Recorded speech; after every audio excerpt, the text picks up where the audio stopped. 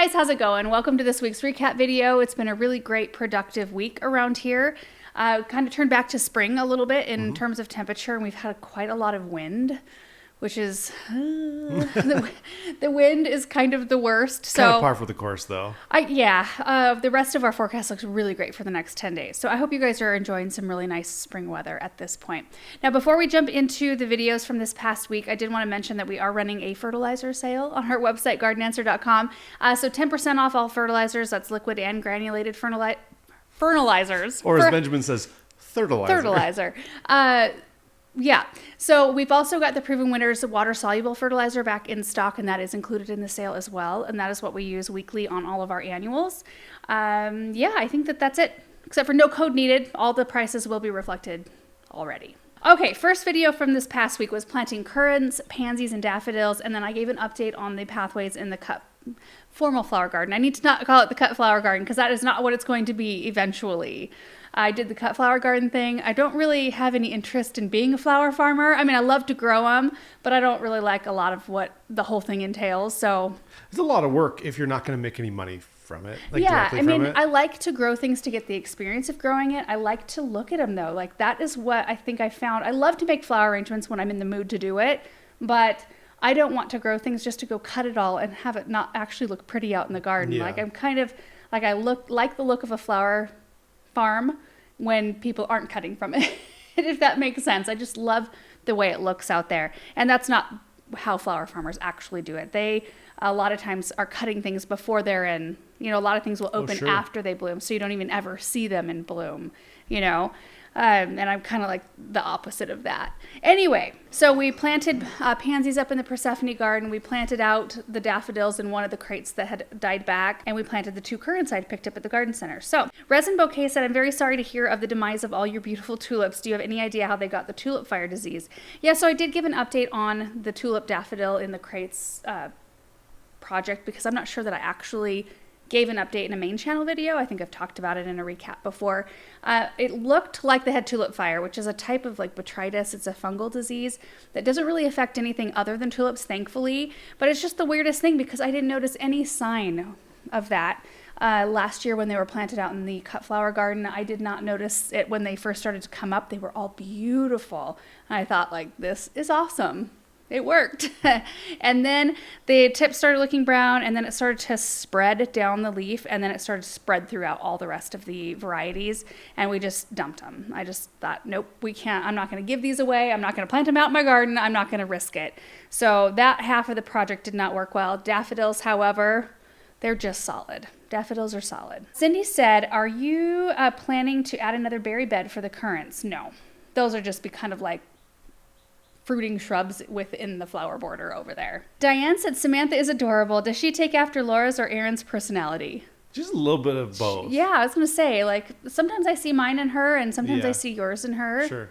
Yeah, but she is just, she likes to be involved. And she is like, I remember Benjamin wanting to be involved, but he didn't have staying power like she does. Yeah. Like, she'll stay through the whole project. And one of you guys sent out little kid gloves, and I don't know what brand they are. I need to look because I think we should try to carry them. So thank you to whoever sent those out. It's been a while ago since we received those, but she loves to go. She's got her own little drawer where her gloves are, and she gets those out. She picks herself out a kneeling pad, and she just wants to help. And what are we planting next, Mama?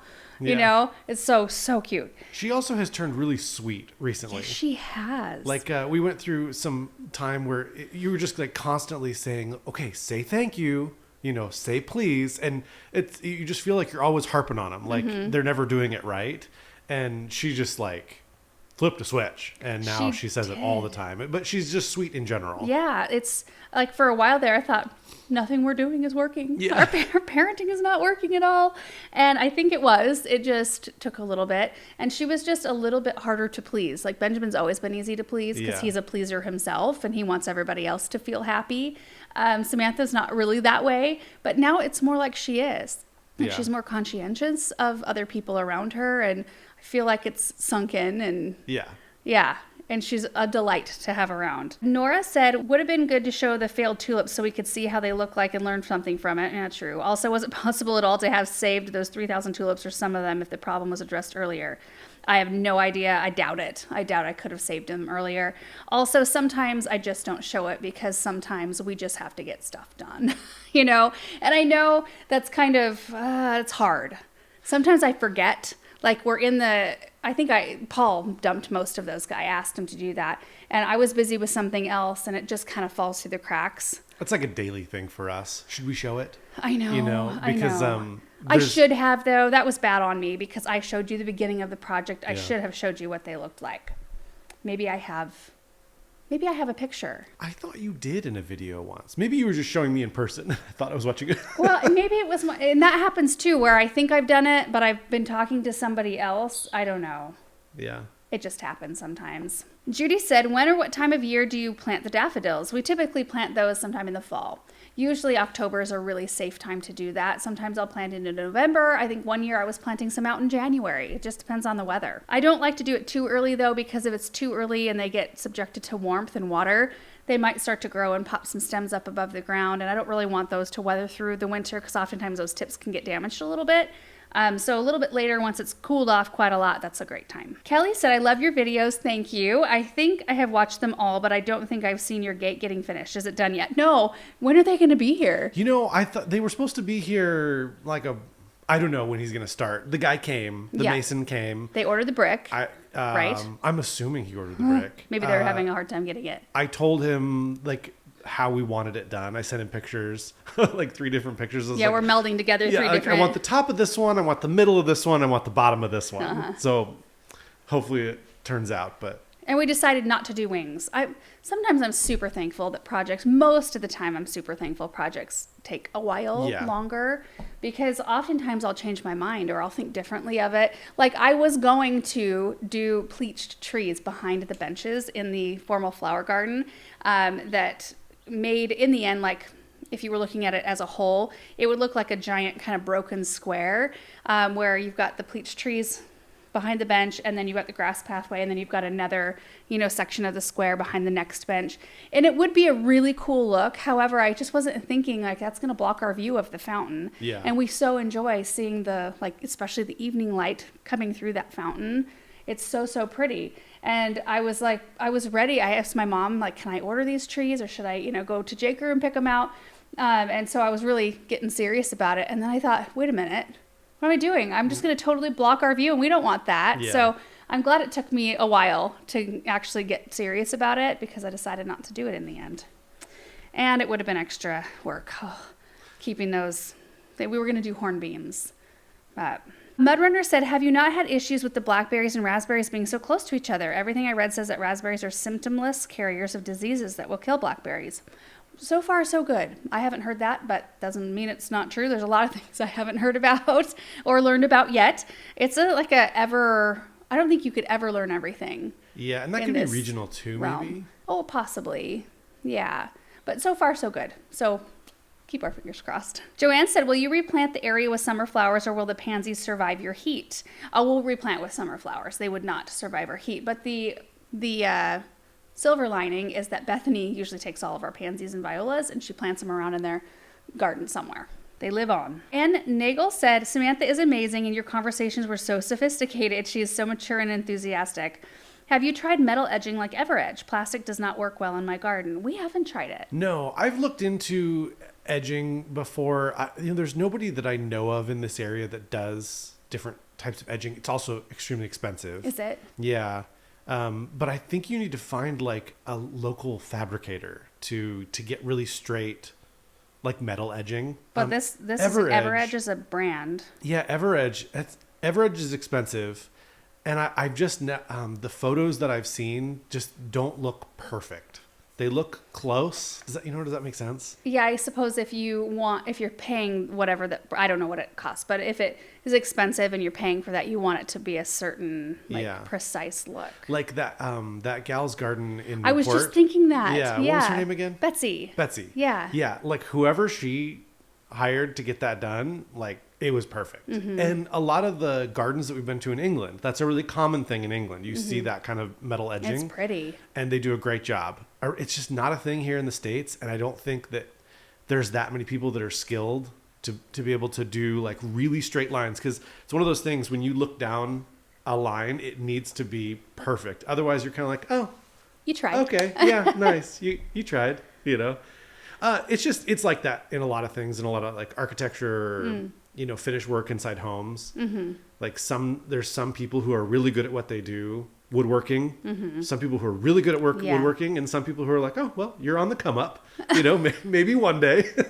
I haven't really thought about metal edging like that, but when I've seen it like in It's Newport, beautiful. yeah, it's really pretty. And it's so tidy, like it's so sharp. Oh, yeah. I love that. Next video was planting a spring annual display and planting hawthorn and juniper trees. So we planted a bunch of pansies and Dusty Miller, and I showed you the Dusty Miller we had started from seed, and I showed you paper pots, like how they look after over 2 months being, you know, in the tray and being pretty wet, and how it kind of works. And it looks really pretty. I love the little checkerboard we made over there. Again, we had Samantha's help on that one, and we were doing that while the pond was being cleaned out. And Chris had brought, you know, 4 extra guys with him. So I just decided, you know what, I'm just going to kind of like go do my thing and stay out of your way. Sometimes that's more helpful. I think they got it done a lot faster because I wasn't messing with them, or like, wait, I need to get that on camera. We just kind of like, Aaron popped the camera around just a few times just to capture what we could of that. But it was a productive day all the way around. And then we planted the gator full of trees. We had a couple hawthorns and 3 Wichita blue junipers that we got in the ground. Teresa said, I've been searching. Do you have a link for the paper pots? I've looked in a few videos for a link, but I'm not finding that. Do we have them in stock? We've been having a hard time keeping them in stock. Yeah, I don't know. I mean, the best thing to do would be just like Google garden answer paper pots. I'll bet it will show up. While you're doing that, I'll read the next question, which is from Gardening Junkie. Hi, Laura and Aaron. I knew you had neighbors, but not this many. How many houses look into your property exactly, if not for the trees? It's really a good thing that you're planting all of these trees. We have, let's see, that line our property. There's 1, 2, 3, 4, 5, 6. 6 on this end, and then on that end, it's 1, 2, 3, 4. So 10. 10 on the west side of our property. Everyone else is kind of far enough away, and they have bigger lots, like some acreage around them, to where we don't really look at each other. It's just this west side. It wasn't the first thing that popped up, but it was within like the first 4 or 5. And they're 50 cell paper pots. Do we have them in stock? Yeah. Oh, no, we don't. No, I didn't think so. Shoot. I wonder if we're getting more. It's really tough to keep things in stock. We're learning a lot through this process, and learning, because that was an experimental thing. And so we're learning about how many we actually need to think about. It's all a test right now. Like, how many we're going to actually going to sell? Yeah. Are they going to sit? We don't want to, Space is limited. You don't, you just don't know what people are going to be into and what they're not going to be into. It's like a thing that you're kind of into, but that doesn't mean that everybody else loves it. Right. And it's just hard to get as much stock as we need as quickly as we need. Right. Plant Lady said, I love seeing Samantha helping you. Did you harden off your Dusty Miller prior to planting outdoors? I did not. Just wondering if I need to harden off every type of seedling that I've grown indoors this winter, or only certain ones.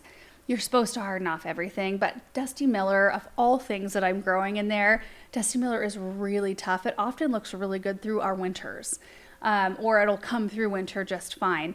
So I wasn't super worried about it. I looked at the forecast, and I think at that point we didn't have any freezing temps like real close. And we've had like one morning where it got down to 32, but like for 30 minutes. And then it pops right back up. So I didn't really worry too much about it. In fact, all the shade plants that I just put in, which I think I'll answer some questions on that because that video just went out just recently. Anyway, all of those shade plants, or most of them, came from the greenhouse straight out into the flower bed. I didn't harden them off or anything. And they are hardy perennials, so it makes a little bit of a difference. But even then, when you've got tender new growth and plants that are way ahead of schedule because they're in more warmth, it can kind of screw them up and create a little bit of damage. They'll probably be fine because it's not affecting their roots, but it can affect that fresh growth. Anyway, all that said, things should be hardened off. Like, take it outside for a few hours, put it back in, and then, the next day leave it outside for longer and then put it back in, and just do that over the course of a few days to where they're strong enough to be out. Jennifer said, what will you do to contain all the grass/weeds growing in the mulch by the horse paddocks? Curious because I wanted to use mulch in some areas like you did, but worried about the constant grass and weeds trying to grow through. Well, we just put the mulch right on top of lawn, which like in other areas, we put cardboard down and it's way better if you do that. We're going to spray it. There's just way too much coming out that we'll probably do a dead weed brew and spray it all out. And then other than that, once we get a hold or get on top of like this initial boom, usually it's a lot easier to keep on a rotation. We just go out there with a hula hoe or a winged weeder or something like that and just manually, we don't spray it all the time. But there's a lot of just open space, and we're not dealing with perennials or bulbs or anything like that out there. It's just trees, mainly. There's a few little shrubs and things. Forsythias are blooming out there right now. So we'll be mindful of that. But yeah, that's probably how we'll attack it this spring. So Dead Weed Brew is an organic spray. Mix that with a surfactant of some kind, like a spreader sticker, and mix the Dead Weed Brew at the highest mix ratio, which I think is 12%, but it gives you a chart inside the liquid concentrate. That seems to work really well. Michelle said, what is the striped bark looking tree in the flower bed with all the pansies and Dusty Miller? That is a red point maple, and they just do that. Yeah. All of our trunks, it's kind of like stretch marks in a way. Like they grow so fast. It's like they're growing out of their bark. Yeah.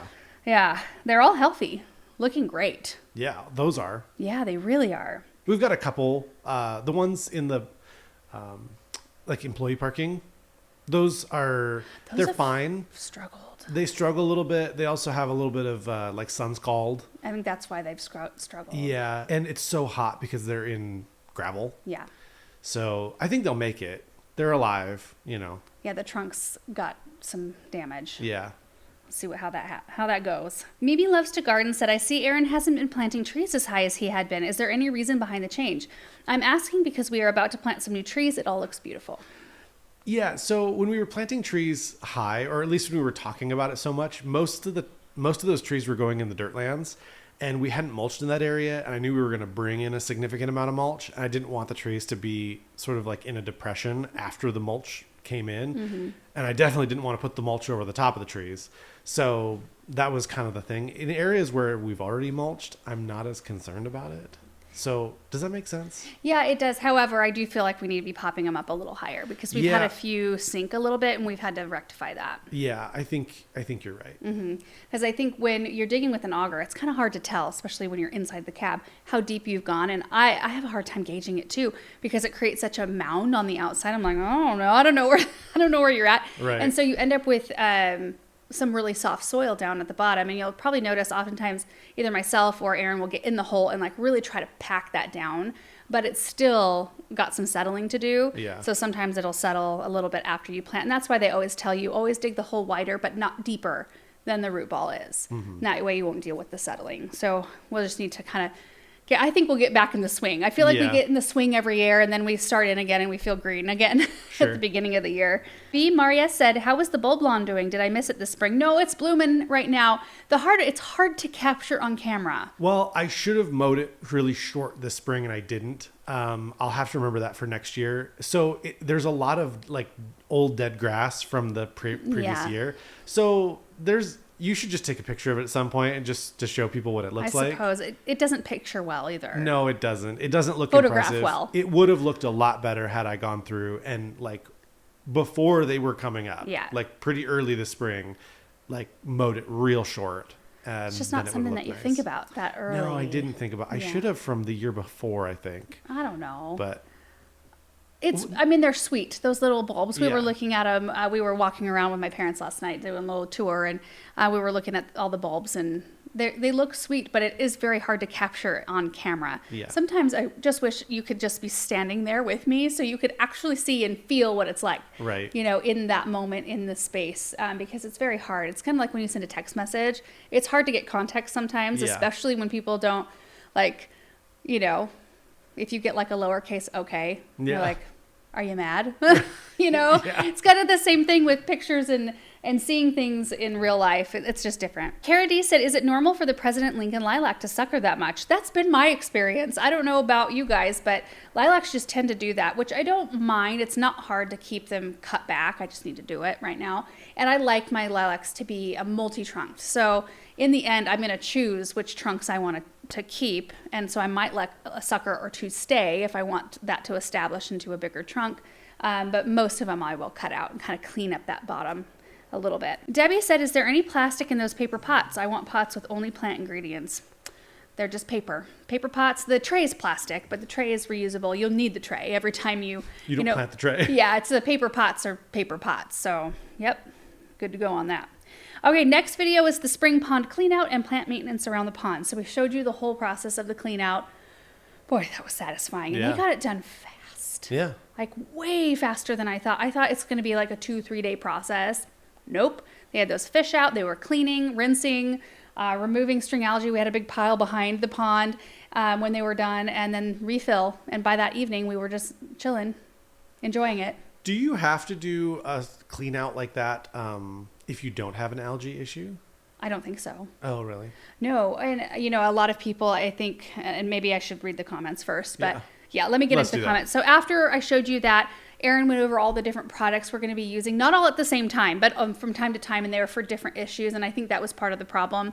Like, we didn't really delineate. I mean, we did, but it's a lot. It's a lot. I mean, we are using almost all those right now. Because we had an issue. Yeah. But I don't know that we really stressed, like, this is because we have an issue. This is not normal. Yeah. And this is a lot of times, and it's not as severe for most people, but a lot of times the first year or two of a new pond, especially if you're doing it organically with natural products, not chemicals, you have a struggle period where you're getting that balance. Yeah. So we were getting that balance, and then we went and, added a ton more to it. So it's kind of like you take it back to square one, and we're in that process again. So it's a learning curve for us, but my goodness, like being out there, it's like being in the hills. That's what I love about that space, because one of my favorite things to do, it's not to travel. I don't love traveling is not the thing for me. I like to go see places and all of that, but I don't like to fly. I don't like the whole rigmarole. I usually get a migraine on the way to wherever we're going because I have so much stress and anxiety, and over just the traveling part. And then I just want to be home. When I'm somewhere, I'm like, I'm a homebody. So yeah. So my favorite thing to do, though, is to go up to our mountains, which we can get to a place that looks like the Dream Stream in like 45 minutes or so. And I like to take food up, do a picnic, day trip, do a little fishing if, we're at a place that we can do that. But just sit in a chair and enjoy. Maybe do a little hike or something, but just relax. And I feel that around this space. Even when there's work to be done around it, I love to work around it, just the sound and the peace that it brings. So the work at this moment feels worth it. Mm-hmm. It doesn't feel like a burden or anything. So after we were done with that and the products, then I went through and maintained the whole area. The kids got in on a little bit of weeding toward the end, but we just cleaned up, cut back, and so on and so forth. Peace at Fern Gully. Have you seen that movie? Yeah, but I was 9. Well, yeah, I probably was too. It's been a while for me. I've seen it a bunch of times though. Said, hydrogen peroxide is natural. Have you considered using it to keep a more consistent balance? It will not harm your fish or plants using the right amount. Seems like quite an inconvenience and expense to continue to have professionals come out to maintain. I don't think we'll have to do that for years and years. I mean, the first couple of years, possibly. But hydrogen peroxide isn't part of the system, and I'm going to trust the Aquascape ecosystem system, and use what they have recommended.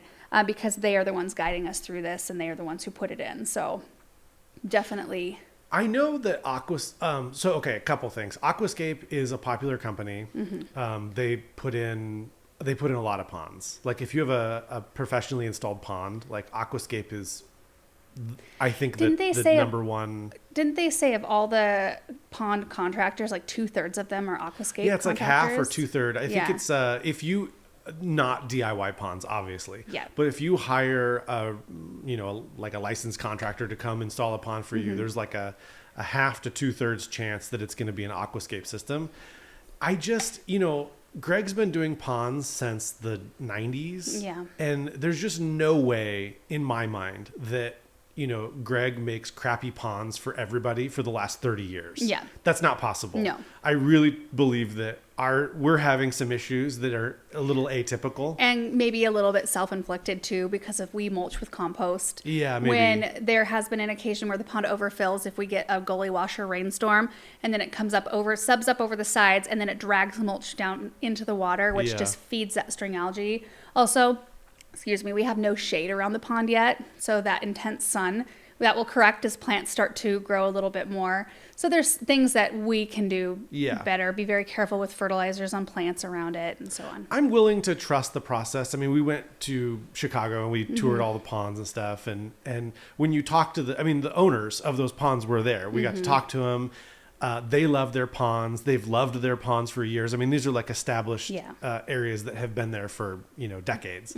So I'm willing to trust the process and trust Greg. And this isn't just like a normal thing that everybody deals with, because I think that, I think some people kind of want to make it like a bigger problem than what it really is. It's like, it'll be fine. We'll get over the hump and then it'll be nice. Yeah. It's beautiful right now. Amy Deed said, I saw you cut back your Caryopteris. How far can I prune it? Mine is out of control. I usually wait until the Caryopteris pushes some buds, which ours have, and then you can follow it down to the first set of really strong buds. I do the same with Buddleia as well. And sometimes that means I'm cutting it really close to the ground, and sometimes that means I'm cutting it up this far, which this year, Caryopteris had really nice blooms, so I just I think I left it about a foot high. So you can take after it. And if you need to control yours, you can cut it lower than the first set of nice buds too. That's totally fine. Betty said, what are the kids and you riding on the tennis court? What are they called? I need to find those for my grandsons. They're like drifter bikes. Yeah. I can't remember I got them on Amazon. I think that's what they're called, drifter bikes. Are they? Yeah. So I ordered a blue one and a purple one for Samantha, and then I was kind of like, I kind of want one. So I ordered another purple one for myself. And they come with an extra bar. So you can put the bar in between the seat and then the foot pedals for more of an adult. I think the weight limit's 200 pounds on those. But anyway, so now we have an adult size one out there and then 2 kid size ones. And whenever there are people over here, like that's the first thing people want to go get on are the drifter bikes. And I want to say they were like between $100 and $200, like maybe $129 seems like seems like what they were. So it wasn't like crazy. Mimi said, I have a question. I planted some blonde ambition grass last summer and have not cut them back. Should I trim them this spring? Yes. Just trim them back to, a couple inches above the ground and you just should be good to go. Even if you're starting to see little green shoots, cut it back. Ellen said, wait, I thought you were supposed to cut back coralberry for a lush summer rebloom. Coralberry. Oh yeah, I didn't cut back that coralberry out there. I usually do, like all of my proudberry coralberries, my more upright shrubs, we cut back to about 12 inches above the ground every single spring. I haven't cut a single one back yet. I should probably get out there and do that. The coralberry I have out by the pond is a Hancock Chenault, I think, coralberry, and it grows like 10 feet wide. I don't know if I'm going to treat that one the same. Because do you cut it back every year? Will it grow out 10 feet every year? I don't know. I think I'll just leave it. Since it's small, I'll leave it. And if it comes back meager-esque, I'll go in and do some cutting. Amanda said, hi from Australia. I'd never miss an episode. Can't believe how much I've learned from you guys. You were talking about a seating area near the basketball court. Weren't you planning a tall fence around the court? Yeah, we were talking about that later.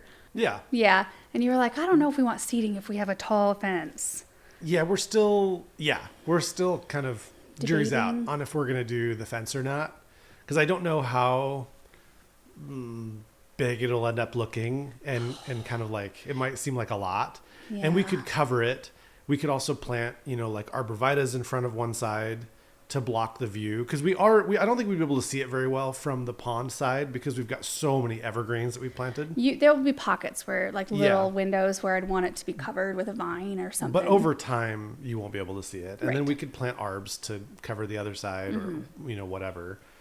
A vine maybe. I'm a little worried about what the vine looks like all year And it's expensive, and we do black. We do a black chain link fence. That's how tall would you do? 10? Yeah, at least 10, maybe 12.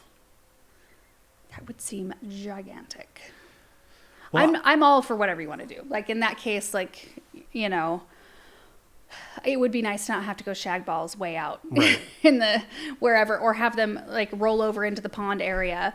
Well, if you're playing tennis or pickleball or something like that, the balls kind of go everywhere. They do. So I don't know. We'll see. I don't know what we're gonna do. It's also nice to have it open too, because it just feels so welcoming. Yeah. And there are pros and cons You to don't all need to of those open things. you don't need to go through a specific Right. opening or open a gate or anything like that. Well, and we've been thinking about too. In fact, I just texted Chad about it this morning. I kind of want to dig a big hole toward the far side, toward the play set, and have a trampoline, like a ground level trampoline put in. We had a trampoline growing up and had the best time. I know that there's like I think that was a 90s thing. Having a trampoline? Yeah. Or the pros and cons of having a trampoline? The cons about having a trampoline was a I think there's still a lot of 90s cons. thing. And I think that was from parents who didn't want to have to buy a trampoline for their kids. So in our early years, like we didn't have money at all. And so my mom would go to a local tractor place where we bought our John Deere, and they would give her, I think they would just give her like the old tubes that would go in the tires that had been patched to within an inch of their life. And that was our trampoline. Like we would hold hands and like bounce on those big tires. And we thought it was great fun. Yeah. And we would just bounce on them until they lost it, until they were deflated. And then eventually we ended up getting a trampoline, and we had it like out on our gravel driveway. Thankfully, nobody ever got hurt. I know that's a possibility, and that's kind of why I want to have it sunk and then have a thing around it as well. Yeah. But I kind of want to have that out there because the kids love it. Aaron's sister has a trampoline, and when we were over there not long ago, the kids that's what they did the whole time. Yeah. They loved it. When we wanted a trampoline, my parents had no money for a trampoline. And, there was that like, well, you'll probably break an arm. And so, we didn't get a trampoline. And then, so I have an older sister that's relatively close in age to me. And then my parents didn't have kids for like 8 to 10 years and then had 2 more kids. Mm-hmm. And the younger kids got everything. They got the trampoline. Aaron's bitter. I'm so bitter about it. I wasn't allowed to have like a video game system because, it's going to rot your brain. And then, by the time the second 2 kids, it's like, who cares? Let them have a Nintendo. I think your mom drew the line when she saw your brother and his friends jumping off the roof onto the trampoline. That's the kind of stuff we did, though, when we were young. I think that's good for kids. I think those, like, if your kids don't break an arm, at some point in their childhood, it's like, well, maybe they weren't getting out enough, It's like you can't protect them. The kids need to learn boundaries and what they can and can't do, and I think that's just normal. Yeah. Let kids be kids. You haven't lived until you go sledding with a bunch of cows in the pasture. Chasing you. And you have to either bail off the sled or pile up in the fence at the bottom. Because it's like my parents' pasture, which we spent hours and hours. I don't even know much time we spent out there sledding. But the cows would like frolic. Like they would run and jump around. And it was a little scary at times because they don't, they get a little bit fast. And they're big. And they're big. Yeah. But we were out there. Parents were inside doing whatever. And we were out there just having the best time. And their pasture, it ends abruptly because there's a road at the bottom of the hill and the pasture just boom, like down there. So you would just plow into the fence. Sometimes your legs would go through the fence. Or we would take the toboggan down their driveway, which is a single lane driveway. And in order for cars to get up in the wintertime when it was snowy, you have to barrel. Like you have to go fast because it's so steep. We went down that on the toboggan. Sometimes we'd have a lookout down there for cars, and sometimes we wouldn't. And we were just like, we'll see what happens. A little Russian roulette, Yeah, oh my gosh. I think back on that. I would never let our kids do that. Oh my goodness. Okay, AC said, is there a way to make an ecosystem in that little pond that would be self-cleaning? I think eventually it's supposed to be like that. Yeah. That's the goal, is having a natural self-cleaning system where it's built up enough bacteria, good bacteria, to do its thing with the fish and everything. So, yeah. Cheryl said, so exciting to see the pond getting cleaned up. Spring has sprung. Question, I think I have only heard you talk about tumbleweeds, and I have never seen one on your property. Are they a big issue for you? Yes, in Michigan.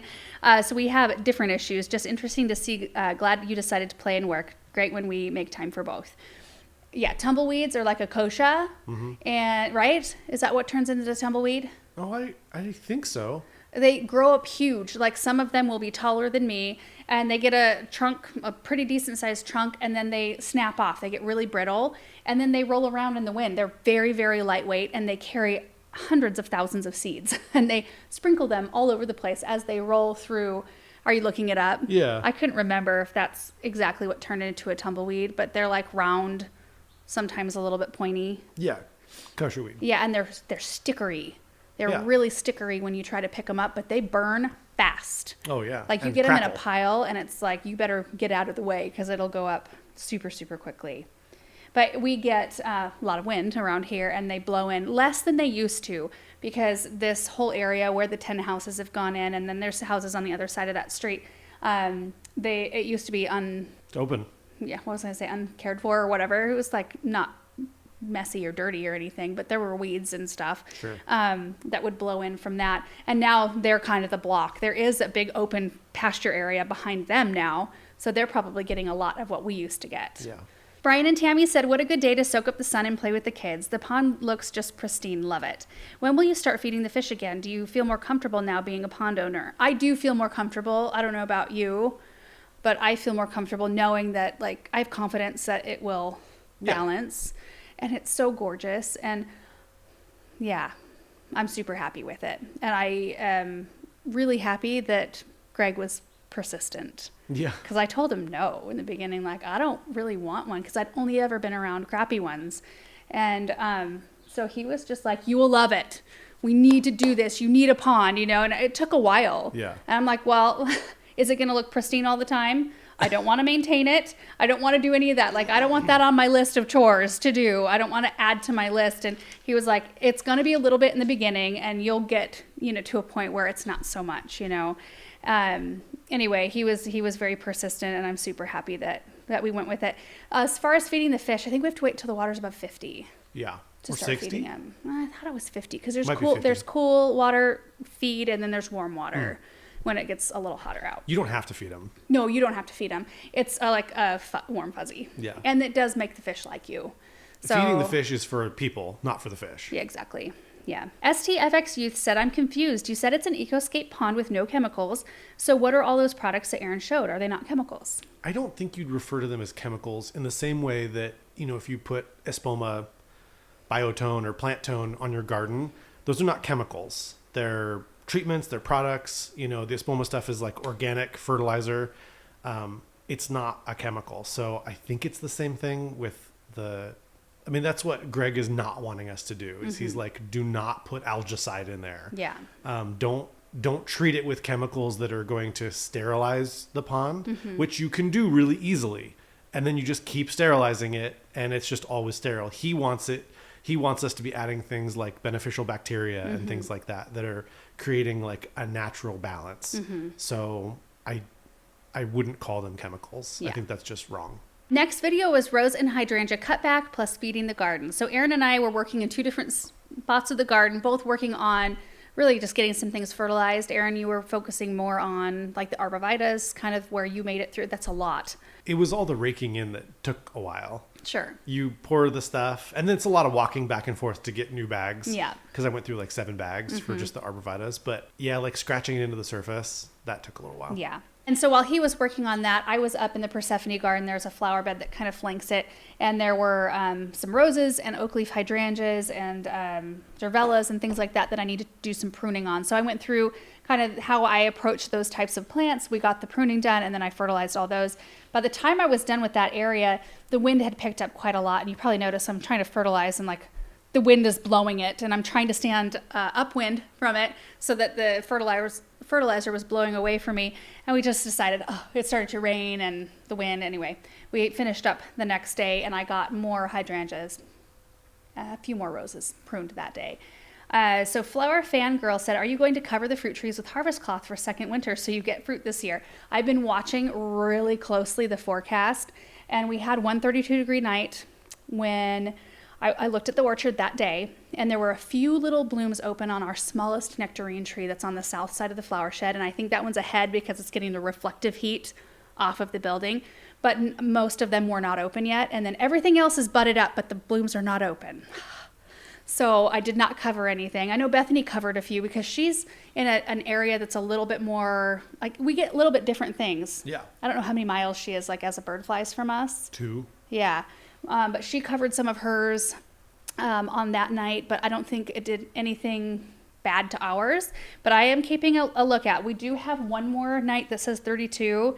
But you guys, if it only, like, it'll dip down for a second and then it goes right back up. I think I'm more worried about, like, if it goes down to 27 or 25 or something like that. That's more of what I'm looking at. Yeah, the 32-degree night's gone. So we have a 33-degree night now.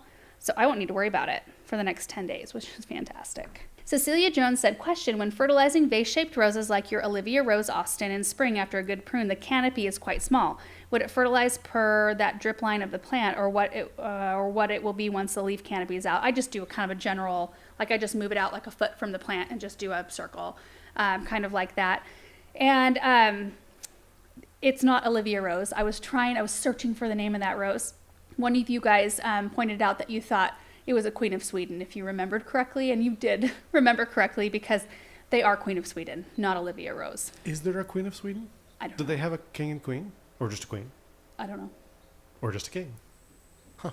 Look it up. Need to do some studying. Yeah, I don't know. Stacy said, who is the young guy, maybe older teen, helping Paul and Aaron? A nephew? Paul and Bethany's brother? No, that's a young man that we know through church. His name is Luke, and he's going to be helping us out from time to time. Like, not, I don't know, a couple days a week, maybe? Yeah. Just here and there. Yeah. Doing things like weeding. He's 15? 16. He'll be 16 this month. Yeah. Yeah. So anyway, he's just going to, as it works for his schedule, he's just going to come in and out and sort of help with whatever we're doing, which is a huge blessing. He might show up in other Yeah. videos, like in montages and stuff like that. He's Yeah. just going to be around, like helping us with random things. We're kind of like at that point where we're getting it done between like Aaron, myself, and Paul are kind of the full-timers, and Bethany is part-time, which I think she'll probably kick up how much she's here during the summer months. But we're like right on the edge of needing somebody else, but maybe not like somebody full-time, just through the busy season. Yeah. Just to keep on top of weeds and It's just things right like that. now when like everything happens at once. You Yeah. need to like fertilize the whole garden. You need to repair all the drip stuff that, you had an issue with last year. You need to weed all the weeds. Weed all the weeds. Yeah. Everything just kind of happens within like 1 or 2 months. But you can't get another full-time person who like knows the ropes just for a couple months. Right. So, yeah. Yeah. So it's really nice that we will be able to have his help throughout the season. Camille said, enjoy your channel a lot. I have a question. Does your frost have any effect on the rose bushes that have been pruned? Not really, no. Not that I've noticed. Hillary said, here in the UK, we grow large holly trees / bushes, which add lovely texture to the landscape. Have you planted any? Or do you plan to add some, or do they grow in your climate? They are like zoned properly for us, but our soil is too high pH. They like it more on the acidic side, and we can try, but we usually fail. So like my parents down at the garden center, they'll carry a handful of holly, and we have to plant them in shade. They cannot be in any sun. They burn here. So you have to be a little bit more specific about where you put them, which is too bad because hollies are so pretty. I love them. Wild Mika said, what zone are you in? I'm in zone 5B, so wondering if I wait still for this maintenance. I don't think you need to wait probably. We're in a zone 6, so we're pretty close. Linda said, so what happens if you do prune your oak leaf hydrangeas? I pruned ours before I knew what variety it was. It came with the house, and it's got lots of beautiful leaves, but will it still bloom? It might if you didn't get to one of the branches that it set buds on, but likely if you pruned it pretty hard, you probably pruned off this year's blooms, which is no big deal. It's a really beautiful shrub, even without blooms. The leaves are gorgeous, so just be mindful of that when you go in to prune next year. Maybe like don't prune.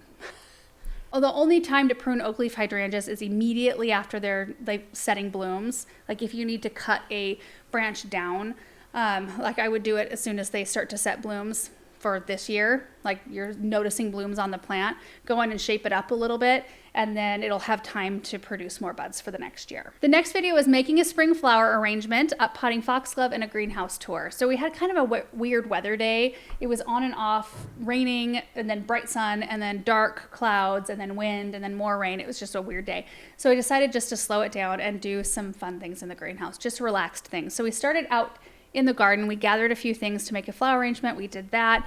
And then I up potted some foxglove that needed to be done, and just gave you an update tour through the greenhouse, which I didn't even really think about it. Usually I like try to tidy a little bit before I go through. It was a real life greenhouse tour of how things usually look in there at any given moment. Like the geraniums, I was looking back at that and I thought, oh my gosh, I could have spent 5 minutes grooming those geraniums and they would have looked way better than they did, but it is what it is.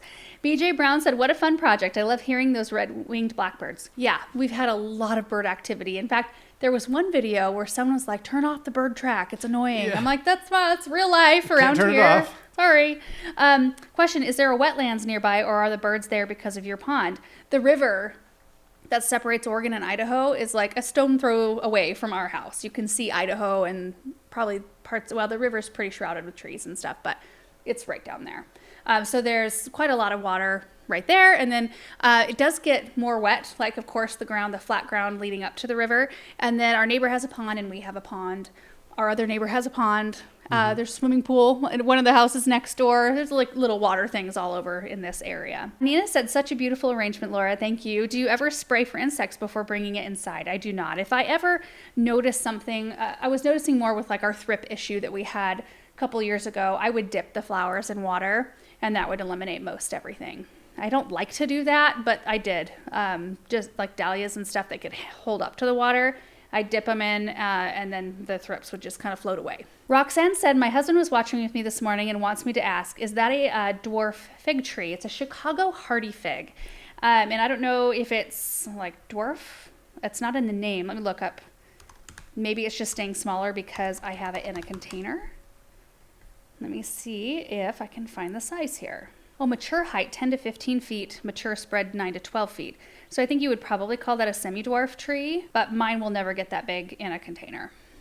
Heather said, with foxgloves being biennial, does that mean you have to replant them after 2 years? I think they're lovely, but I've not grown them.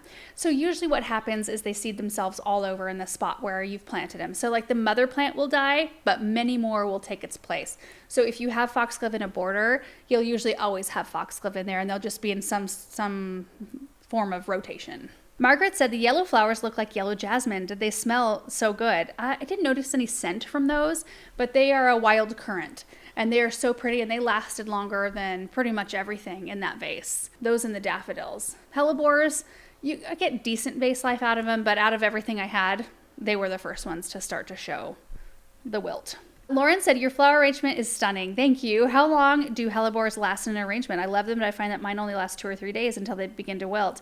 You know, sometimes I'll have mine last over a week, but I would say like a week is probably really good for a hellebore. HM said, you said you made tea from your hyssop the last time you pinched them. Have you ever made sachets with some of your pinchings? I have not. Should though. They smell so good. And many of you gave me good tips on how to make some tea with the fresh leaves, which I think like the fresh leaves smell so good. But the dried hyssop leaves, it was like the nastiest thing. Oh, it was so not good at all. So anyway, we'll have to try the fresh leaf method. Okay, the last group of questions is from our recap video from last week. Half Acre Homemaker said, how about a vacation property? That would be fun and you could garden there too. We were talking about like if we ever moved from this, like your dream property, I guess. Yeah. Where would you, like, if you had the money and the time to have a vacation property somewhere, where would it be? Probably the Puget Sound. Yeah. Mm-hmm. So it would be like a summer place, probably. Yeah. Where do you summer? We summer right here through all the 108 degree temp days. Yeah. Yeah, that'd be fun. I don't see it ever happening, but no. You know, where would yours be? Where would your exact location be? If we won the lottery, well, I guess, you know, it's like mentally it's hard because like, are we talking about like if we won the lottery kind of a thing? Well, it's all if we won the lottery because we can't buy a vacation property. So yeah. Yeah. I mean, I guess it depends on how much I won.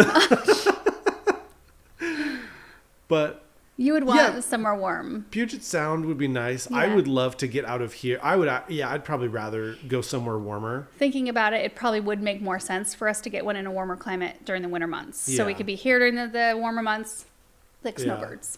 Right. Situation. Yeah. So just anywhere. I would want to find somewhere.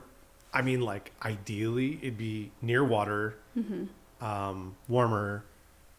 Not a lot of people. Like some people, but just not really congested. Sure. Anne said, speaking of burning down, what happened at the onion shed that was on fire? Oh yeah. So when I was down at the garden center working, there was an onion packing facility or storage facility that went up in flames, and no one was hurt. It was just a bunch of like onion crates, things like that. So yeah, I mean, definitely damage and things. They got it under control pretty quick. Tammy said, what causes shrubs' roots to unsurface themselves? My lilac started doing that 5 years after being planted, and the honeysuckle I planted last year is doing the same now.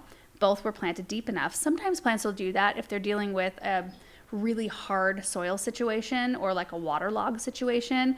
Their roots might be surfacing for oxygen. They might be, trying to get away from whatever situation's further down than you dug your initial hole. That can be some of the reasons. Some plants just do that a little bit more than others.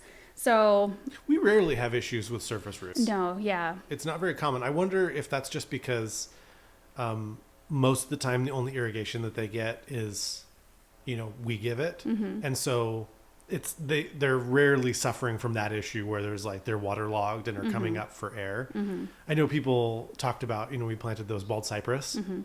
They were like, watch out for the knees. Yeah.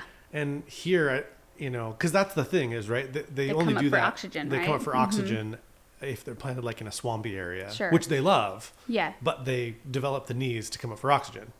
But here, they're probably like, give me more water. Yeah, yes, probably. Colleen said, question about new stone plant dress in your store. Other than making the planter look prettier, are there any other benefits to top dressing plants? It's basically for aesthetic reasons. I mean, it might help with some bug issues. Some bugs do not like to crawl through stones. If they have harder access to the soil where they want to lay their eggs, that can suppress the problem a little bit. It also, I mean, you could argue that it keeps a little bit more moisture in the soil if the soil is not exposed to as much air. So, it might provide some small benefits, but I think it's largely aesthetic. Kathy said, love your channel. I've been watching for years and years. Question about the neem oil for gnats. I can use it number one, can I use it on houseplants? Yes. And two, can I use it too much? For instance, if I spray the soil once a week, will it eventually be too much of the product in the dirt and smother the roots? No, it will not. That will be totally fine. I did test before I hauled off and, sprayed my whole seed trays down for the gnats with the neem. I tested one little cell and left it for a day because I wanted to see, these are under grow lights, and I didn't want, especially if it's an oil-based anything, you want to make sure it's not going to burn your tender seedlings. So that's something I did. So do like a test leaf on your house plant and make sure, it's not getting too much light, or you might need to move your plant away from the light that it's in if it's going to be tender to that. So it's kind of like testing things on your skin, or, like doing a test swatch on your hair before you haul off and do the whole thing. It's a pretty safe one, though. Vicky said, hello, great recap as always. Question, if you didn't have access to Espoma organic potting soil, which soil would you use? That is such a good question. I've been using Espoma for so many years. I do know that we used to use Miracle-Gro back when I didn't even know Espoma had potting soil. I mean, this is a long time ago. But I feel like Miracle-Gro's mix has changed through the years. When we first started using it, it felt good. Because I didn't wear gloves hardly ever. By the time we started phasing it out, it smelled like wood when we would open the bags. Like you'd smell that kind of wood shaving smell. And I get slivers all over in my hands working with it. It was just the worst. I don't know if it's still like that because it's been a lot of years. The only other ones, I'm trying to just think of what my parents carry, because they carry several different brands. In fact, they might still have some Miracle-Gro. They've got Espoma. They've got Gardener and Bloom. They've got Fox Farm, Happy Frog, Strawberry Fields. A lot of the cannabis growers swear by that soil. That was so heavy and gritty to me. Really? I don't really like the feel of it. I don't know. We've also heard from other people, like you've seen comments, you were talking about the Espoma soil. Oh, yeah. So, yeah, I've seen a couple comments of people saying basically the same complaint you've made about Miracle-Gro feeling like too much wood product in the Espoma potting mix, which doesn't really make sense to us. Everybody kind of knows we're in Eastern Oregon. I don't know what distributor is sent, like where it's coming from, where it's being packed and all that. But, we're on the West Coast. But that's not our experience. So it's really hard to speak about it because it's like, well, you can see what we're getting and it's good. Or at least we like it. Yeah. And it doesn't seem to have really any wood filler. No, I mean, I've not noticed anything at all. It feels good. It feels, I don't know. It's just a good feeling soil. There's other types or other brands. I know Kellogg is a big one. Home Depot, right? Or is that everywhere? I think that they're mostly in Home Depot. They actually they wanted us to work with them at one point, but we, with Espoma, it's like we already had experience with them. We were already using their stuff, and so that was an easier fit for us. Yeah, we weren't as familiar with Kellogg, and I think actually Kellogg and Whitney Farms are the same company. Oh, they are. I think so. If I'm wrong. So it's like Whitney Farms, the organic branch? Yeah, I think what it is that Whitney Farms is sold to garden centers because they have to differentiate. Because garden centers don't like to bring in the same brands that big box stores bring in. because oftentimes big box stores are buying in such large quantities that they can bring the price down on those things. So they kind of like beat out small mom and pop stores. So anyway, they have Whitney Farms, which is their like garden center version. And then they have Kellogg, which is their big box store version. And that way, you know, most people don't know that they're connected. That's a really good question. I've not really thought about that. Yeah. Rhonda said, what type of fertilizer do you use for your fruit trees and containers? I use the tree tone or garden tone or holly tone or Citrus tone. whatever tone I happen to have in the back of my gator is the tone I will use. But usually, like if I was standing in front of the bags, I'd probably grab the tree tone. Most likely. Yeah. Carla said, what's happening with the milk jugs and did any poppies come up on the hill? Milk jugs, I just checked the other day. We've got some 2 cream up. I've got at least one of the rose seeds is coming up. Really little still. Poppies, I haven't really checked back there, but it's been pretty dry and windy. I don't know. That's always such a weird one for us because we do get a lot of moisture in the spring, but it's sporadic. It's not like consistent enough with the amount of wind we get to keep anything moist enough. I don't know. We'll see what happens over there. Melinda said, I discovered just yesterday that slugs have gotten to my delphinium and heuchera. Will they grow back or are they doomed for this year? I'm so sad about that. I think it's early enough. Put some bait down. You should be fine. They have enough time to flush back. And our last question is from Amore Food. When you apply chelated iron, how quickly do you find you start to see greening on hydrangeas? Like within 2 weeks. Yeah, it's pretty quick. I would think. Like maybe within a week. And I would probably apply it weekly until you feel like you've got it corrected. Yeah. Yeah, chelated iron is one of those things. Like it's not organic. That's the whole point, is that it's immediately available to the plant. But I don't think that you can burn a plant. I don't think that there's really any adverse reaction to chelated iron. Maybe wouldn't put it on anything that you're going to eat. But otherwise, I mean, for like hydrangeas, roses, trees, things that are suffering, I feel like they need that immediate help because otherwise, like they just don't have the time to wait for like an organic approach that's more slow. And it's like, no, we need to correct the problem now. And then going forward, we can use some of the organic stuff. Right. But and you guys, that is it for today's recap video. Another reminder about the sale. So 10% off of the granulated and liquid fertilizers at gardenanswer.com. That includes the Proven Winners, water soluble. Anything else? Nope. I don't think so. Thank you guys so much for watching this video. We hope you enjoyed it. Have a great week and we will see you in the next one.